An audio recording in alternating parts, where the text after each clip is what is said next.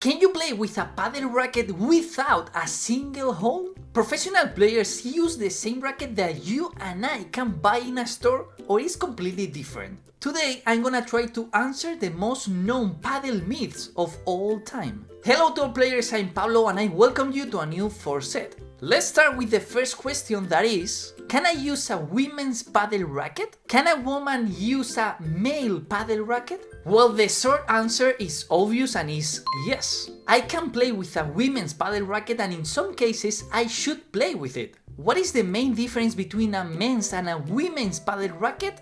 The weight. Women's rackets weigh around 340 and 360, while male rackets weigh around 360 and 375.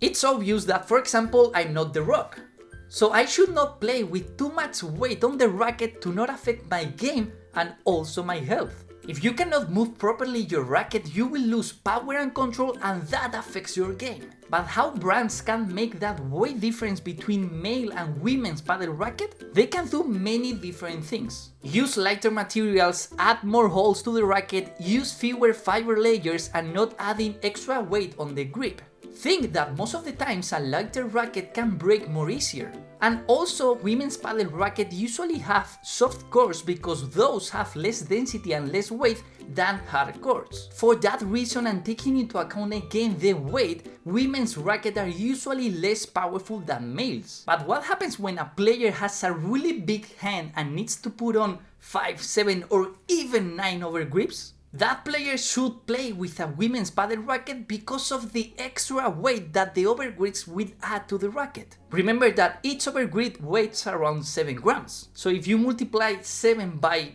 9, it's a lot of weight. The second paddle myth is about longer grips. It is true that rackets with long grips have more power? Short answer, yes.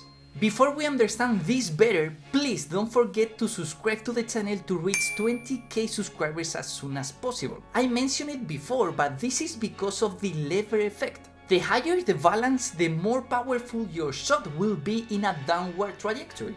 But just for those who can accelerate enough the racket, and this is super important. So, as the grip is longer and the racket cannot exceed a maximum length of 45.5 centimeters, brands need to reduce the surface of the racket. Look for example this one, Mike Yangua's racket. This grip is one of the longest that I've seen, look at my hand. But you see how fast the racket closes from the top to the bottom? As I said before, if you want a longer grip, that affects to the surface area that the racket will have. Compare the difference between Yangua's racket and Vela's racket. How big is Vela's? My humble advice about long grips is that just those who like power rackets and can move it well, use it. If not, you will feel super uncomfortable, especially while defending. The third paddle myth is about racket's profile. Can I use a racket with a different profile size? The short answer is yes, if the profile is less than 38mm. If it's bigger, it's illegal. Remember when players use wood rackets to play paddle, those rackets were impossible to produce with a bigger profile than 11mm. Just think that this racket with 11mm weighs around 500 grams. But after this, finally the rubber arrives in paddle.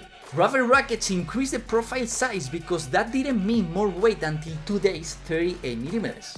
But nowadays you can use a racket with a smaller profile. Is that worth it in terms of usability? In my opinion, definitely yes. And it's not something impossible to see nowadays because Starby launched 2 years ago the Kraken racket, a 26mm racket.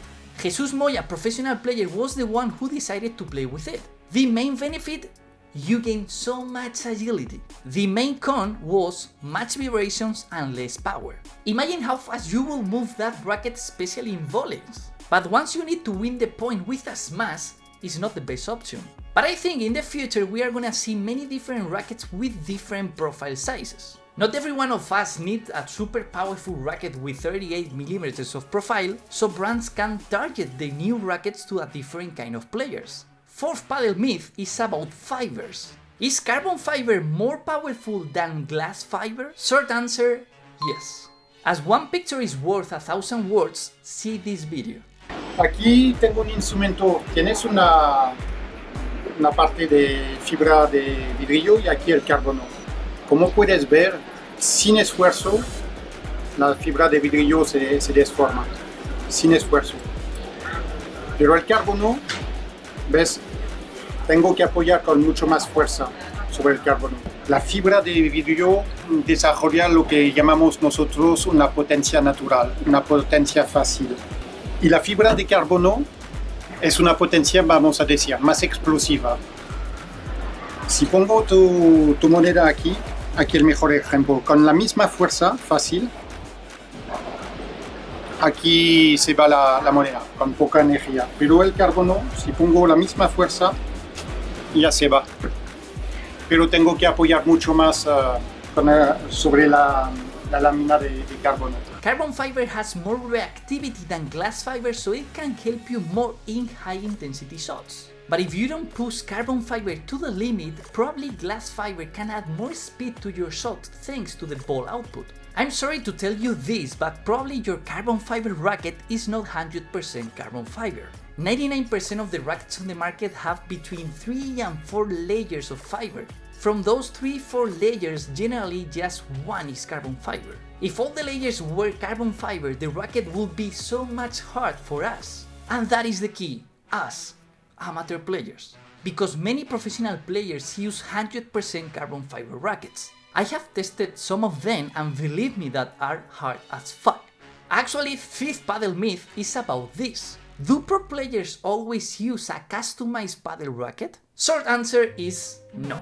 If I have to give a percentage about how many professional players use a different racket, I will say around 80%. Especially those veteran players who started playing paddle with wood rackets like Juan Martín Díaz, for example. What are the main differences between those customized rackets and the ones we can buy in a store? Most of the times are just two things, the weight and the hardness. Every pro player wants a racket that doesn't affect their game, and that means the less ball output possible. How can they get that?